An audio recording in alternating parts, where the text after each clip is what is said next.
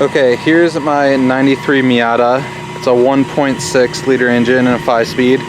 And today I will give you my opinion on which is more fun to own, a Neon srt4 or a Mazda Miata. Now they're both budget cars. Obviously the srt4 is usually a little bit more expensive, but you can find a clean one for, you know, 4 to 6 grand, and then clean one of these anywhere from 2 to 4 grand. So the srt4 is a little bit more expensive. Okay.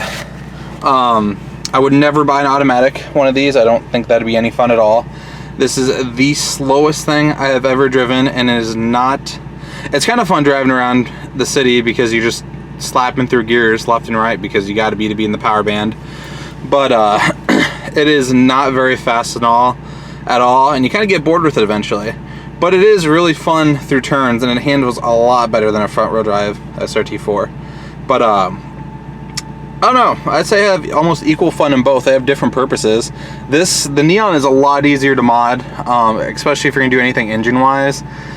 These aren't terribly hard, but the Neon just is huge aftermarket, just as a Miata, but even more than a Miata does. As far as like track in the car, like as a road course, Miata hands down all day. As far as drag stripping, srt4 all day.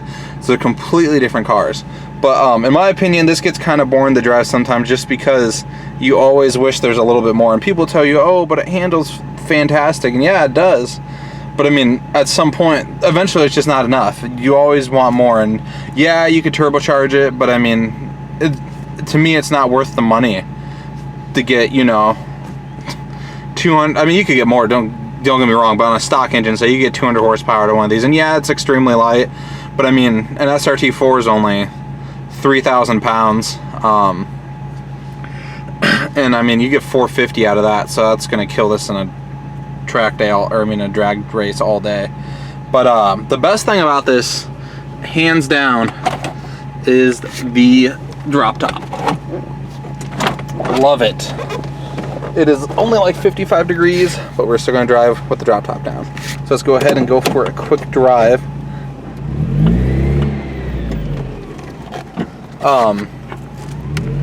I think it's harder to find. Actually, both cars is relatively hard to find a clean one nowadays, because srt4s are usually owned by kids and they're kind of beat the piss. And so are these now. And then also, you know, even the ones that are taken care of are getting older.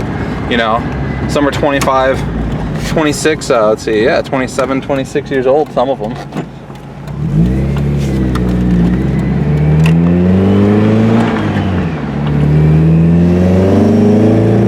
That's floored. Not very fast, but overall it's still fun to drive. Straightaways, not the funnest thing ever, but like I said, you're always shifting. Like I'm 30 miles an hour, I'm in 4th already, so you're just, you know, flipping through gears left and right.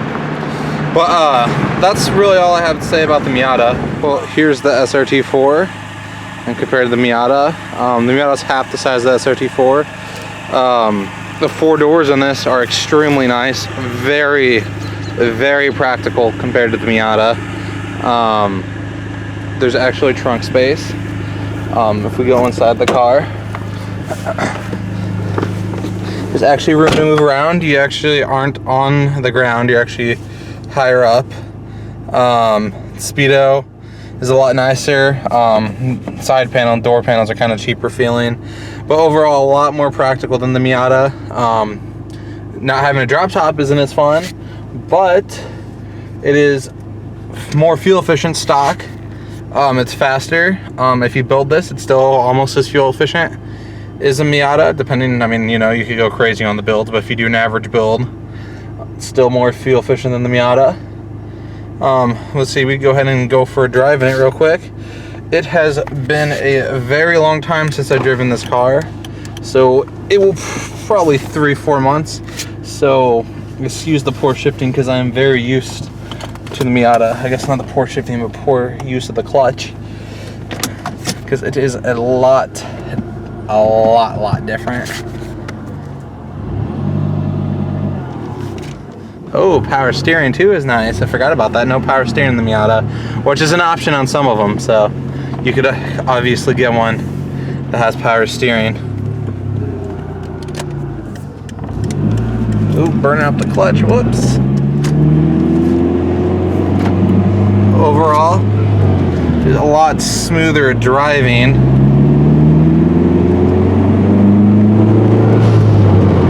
You can hear the turbo kick in a little bit. I have a, I don't know what you want to call it, a wheel bearing going out though, so that's why it's a little bit rough and you might be able to hear it. But it is a lot smoother at driving and a lot newer car kind of experience. It's a lot faster down the straightaways, which I'm going to get some gas and we'll go ahead. I'll do a quick pull for you real quick. Here's a little second gear pull. A lot faster than the Miata. So, quick update. It has been close to 3 to 4 months since I've been anything that's half the speed of the Neon, and this thing is almost, well, as close to stock as you could get in. Just by that alone, I could tell you, people are gonna say, oh, the Miata's a fun car to drive, and believe me, it is. It has nothing on the Neon. I don't know if I just like the thrill of speed or acceleration, but I mean, you can throw yourself through turns all you want with the Miata. You just don't get that exhilarating feel that you get with the Neon. And this is stock. I mean, that's stock too, to be fair though. But stock v stock, easily all day. If it was only $2,000 more and I could afford it, I would get a Neon as a daily driver. The only downside I could think of is front wheel drive. If you get over that, it is such a more practical daily driver. It is more fun of a sports car. And overall, I don't know, I just think it's more bang for the buck. But then again, the Miata is still not a bad car by any means. I bought mine as a winter beater, and it is a blast to have the top down. But sometimes you just miss being able to go fast. And yeah, like I've said countless times, you could whip it through the corners and such, but it's just not as exhilarating as when you mash the gas pedal on the Neon.